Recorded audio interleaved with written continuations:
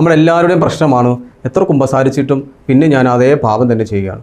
ഞാൻ പ്രാർത്ഥിച്ചിട്ടും വീണ്ടും പോയി ആ പാപത്തിൽ വീഴുന്നു. അല്ലെങ്കിൽ എനിക്ക് പറ്റുന്നില്ല. ചിലർ നിരാശരാണ്. ചിലർ വീണ്ടും ആ പാപം ചെയ്യാതിരിക്കുക ഒരു കാരണമായി കാണുക. എനിക്ക് പറ്റുന്നില്ല, അതുകൊണ്ട് ഇനി ഞാൻ കുമ്പസാരിക്കില്ല, ഞാൻ ഇനി ഇങ്ങനെ ജീവിക്കത്തുള്ളൂ എന്ന് പറഞ്ഞ് നമ്മൾ പലപ്പോഴും അതിന് മുട്ടാപ്പോക്ക് പറയുന്ന സ്വഭാവം പലരുടെയുണ്ട്. ഇവിടെ വചനം പറയുകയാണ്, സങ്കീർത്തനം 118:11 പറയുകയാണ്, ഞാൻ നിനക്ക് വിരോധമായി പാപം ചെയ്യാതിരിക്കേണ്ടതിന് നിൻ്റെ വചനങ്ങൾ എൻ്റെ ഹൃദയത്തിൽ ഞാൻ സംഗ്രഹിച്ചു.